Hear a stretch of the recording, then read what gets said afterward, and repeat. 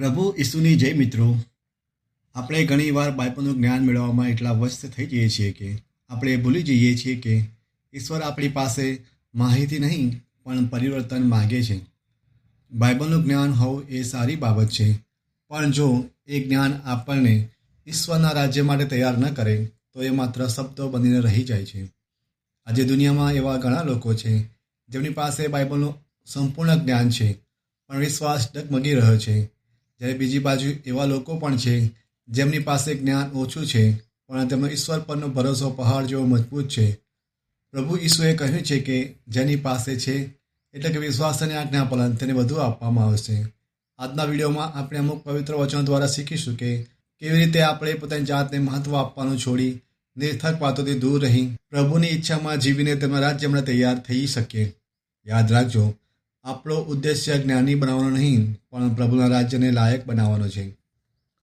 આજનું પહેલું વચન 1 કોરિન્થ અધ્યાય 10 કડી 24. કોઈએ પોતાનું હિત ન જોવું, બીજાનું હિત જોવું. આજના પવિત્ર વચનમાં આપણે સાંભળી શકીએ છીએ કે પરમેશ્વર આપણને બે કામ સોંપ્યા છે. પહેલું, પોતાનામાં કોઈ પણ જાતનું હિત એટલે કોઈ પણ જાતનો ફાયદો, કોઈ પણ જાતનો લાભ, કોઈ પણ જાતનું કલ્યાણ જોવાને ના પાડવામાં આવી છે. એટલે જે પણ કામ કરીએ તેના પરિણામ વિશે વાત કરવામાં આવી છે. આપણે કોઈ પણ જાતનું કામ કરીએ તે કામ કરતાં પહેલાં આપણે એમ નથી વિચારવાનું કે આપણે આ કામ કરીશું તો મને શું લાભ થશે, મારું શું ફળ થશે. આપણે આ જે વિચારથી કામ કરીએ તેના વિશે કહેવામાં આવ્યું છે. જો આપણે આ વિચારથી કોઈ પણ કામ કરીશું તો આપણે પરમેશ્વરની વિરુદ્ધ જઈશું. તો શા માટે? તો આ કાર્યમાં આપણને શું કરવું છે અને આપણે પોતાની જાતને વધારે મહત્ત્વ આપીશું, પરમેશ્વરની ઈચ્છાને મહત્ત્વ નહીં આપી શકીએ, તો આ વાતમાં આપણો અભિમાન અને ઘમંડ દેખાય છે. ને પવિત્ર બાઇબલનું વચન કહે છે પરમેશ્વર ઘમંડીઓને ધિક્કારે છે. આપણા જીવનમાં આપણા દરેક કામમાં પરમેશ્વરની ઈચ્છા હોવી જોઈએ, ભલે તે કામ આપણને ગમે કે ના ગમે. પ્રભુની ઈચ્છા તે આપણી ઈચ્છા હોવી જોઈએ. તો આપણે પ્રભુ સાથે રહ્યા કહેવાઈએ, તેમની સાથે જીવન જીવ્યા કહેવાઈએ અને ત્યારે તેમના સાચા સંતાન કહેવાઈએ. આગળ આ પવિત્ર વચનમાં કહેવામાં આવ્યું છે કે બીજાનું હિત જોવું. જો આપણા જીવનમાં આપણે હંમેશા બીજા સુખ વિશે વિચારીશું, બીજાના ભલા વિશે વિચારીશું તો હંમેશા પરમેશ્વર સાથે જીવન જીવી શકીશું.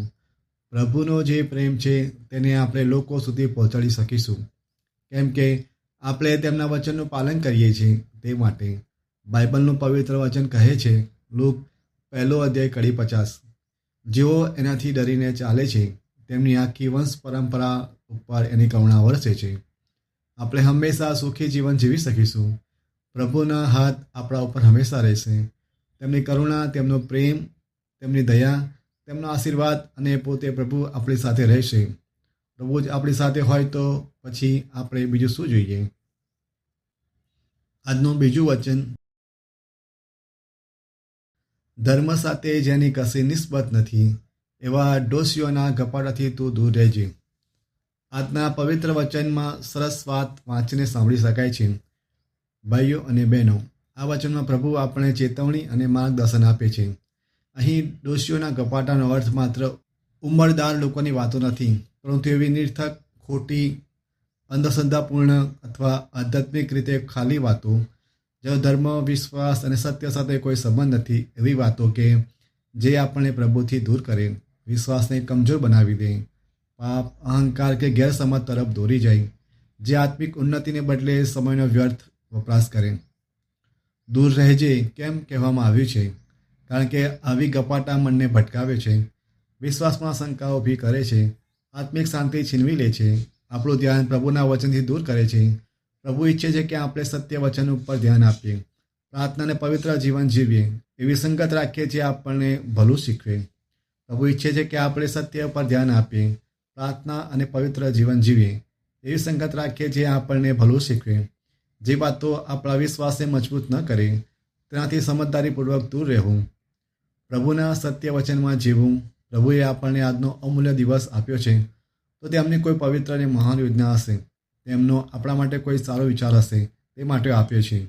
તો આ વિચારને જીવન જીવવું જોઈએ. તો આપણે જે તૈયારી કરી રહ્યા છીએ તેમના રાજ્યને લાયક બનવાની, તેમના લાયક બનવાની તે માર્ગમાં આપણે ખૂબ જ ઝડપથી આગળ વધી શકીશું. આજનું ત્રીજું વચન લૂક અધ્યાય 8:18.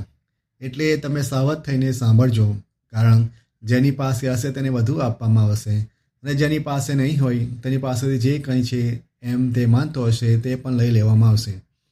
આજના પવિત્ર વચનમાં બહુ ઊંડો સંદેશ આપવામાં આવ્યો છે. એટલે જ પવિત્ર વચનમાં શરૂઆતમાં જ કહી દેવામાં આવ્યું છે કે તમે સાવધ થઈને સાંભળજો.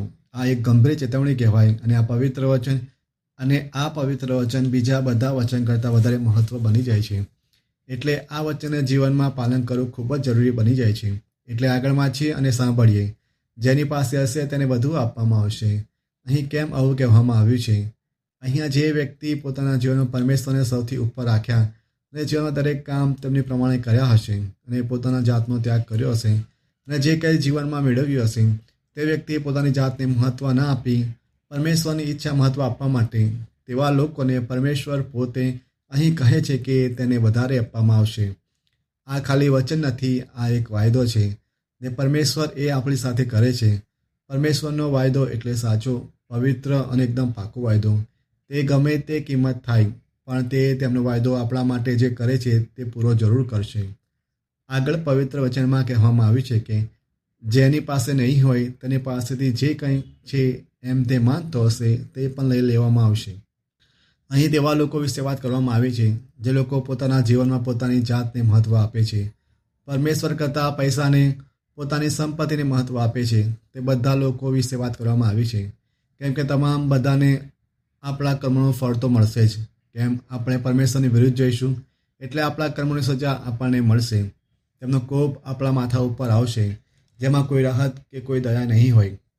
આજે આપણે પ્રભુનો આભાર માનીએ કે આજે આ પવિત્ર વચનથી આપણને સત્ય જણાવ્યું અને આપણે અંધકારમાંથી પ્રકાશ તરફ લાવવામાં આવ્યા છે. આ જ્ઞાન પ્રભુનું છે, તે આપણને બચાવવા માટે છે. આ જાણકારી આપણને તૈયાર કરે છે પ્રભુના રાજ્ય માટે. એટલે આપણે પ્રભુને પ્રાર્થના કરવી જોઈએ કે મેં મારા જીવન જે કંઈ મારા ઘમંડથી ભેગું કર્યું છે તે બધું પાછું લઈ લો. તમારી ઈચ્છા પ્રમાણે મને વાળો, મને બદલો અને મને તમારા રાજ્યના લાયક બનાવો. મારા જીવનમાં હું ઘટું, તમે વધો. મારા જીવનમાં મારી નહીં પણ તમારી પવિત્ર અને મહાન જે યોજના છે તેને પૂરી કરો. આજનું ચોથું વચન તત્વદર્શી અધ્યાય 6:7. માણસ મહેનત કરે છે તે પેટ ભરવા માટે કરે છે, છતાં પેટ કદી ભરાતું નથી. આજના પવિત્ર વચનમાં આપણે વાંચી અને સાંભળી શકીએ છીએ કે પરમેશ્વરનો જે પ્રેમ, જે ચિંતા છે જે આપણી માટે તે દેખાય છે. પરમેશ્વર ચાહે છે કે આપણે જે મહેનત કરીએ છીએ તેનું પરિણામ સારું આવે. આજે આપણે આસપાસ લોકોને જોઈ શકીએ છીએ કે ઘણા બધા લોકો પરમેશ્વર કરતાં પૈસાને વધારે મહત્ત્વ આપે છે. પણ જો આપણે પોતાના પેટમાં જ વિચારીશું એટલે પોતાને મહત્ત્વ આપવા માટે આપણે પ્રભુથી દૂર થઈ જઈએ છીએ.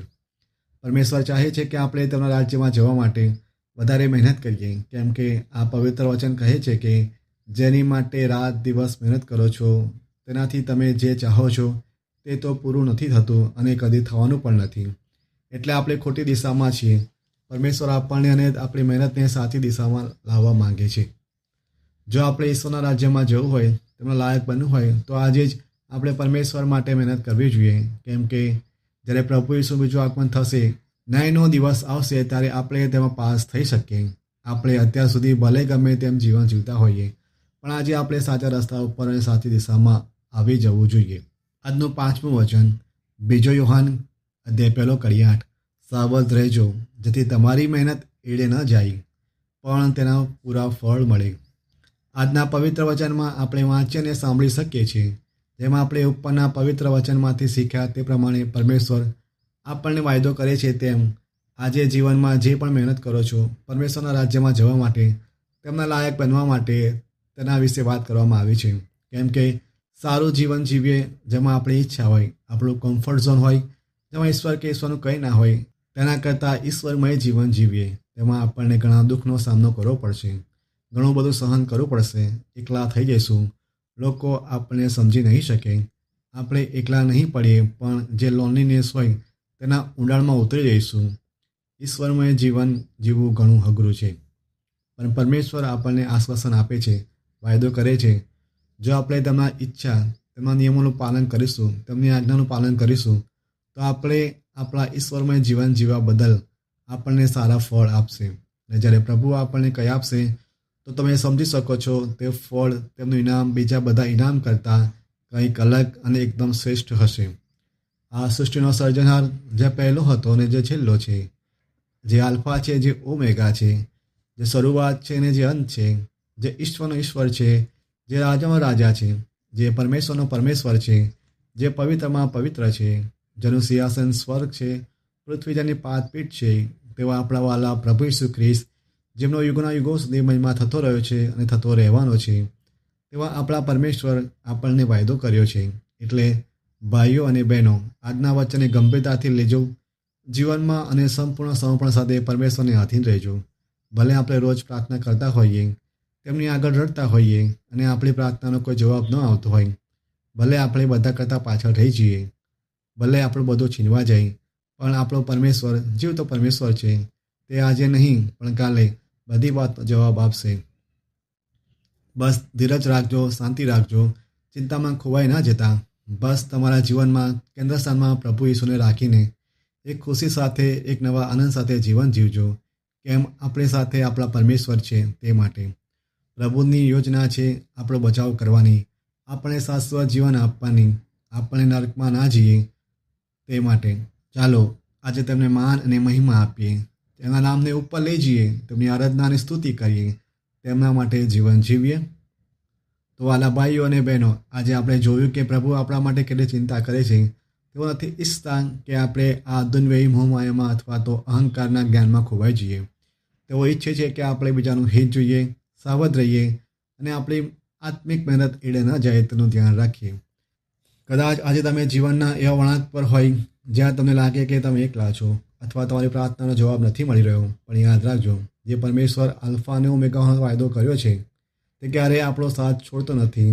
આપણું કામ માત્ર એટલું જ છે કે આપણે આપણા જીવનમાં કેન્દ્રમાં પ્રભુ ઈસુને રાખીએ. ચાલો આજે આપણે એક નિર્ણય લઈએ. આપણે માત્ર બાઇબલ વાંચીએ નહીં, પણ તેને સાંભળીએ, તેને જીવીએ અને આપણી જાતમાં હું ઘટું અને પ્રભુ ઈસુ વધે. જો તમારી પાસે અડગ વિશ્વાસ હશે તો પ્રભુ પોતે તમારી જવાબદારી લેશે અને તમને તેમના મહિમાવાન રાજ્યમાં સ્થાન આપશે. જો આ વચનોએ તમારા હૃદયને સ્પર્શ કર્યો હોય તો બીજા મિત્રો સાથે પણ આ સંદેશ વહેંચજો, જેથી તેઓ પણ પ્રભુના રાજ્યમાં તૈયાર થઈ શકે. આવતા વિડીયોમાં ફરી મળીશું. ત્યાં સુધી પ્રભુ ઈસુની શાંતિ અને કૃપા આપ સૌની સાથે રહે. આમીન. તમારો આભાર.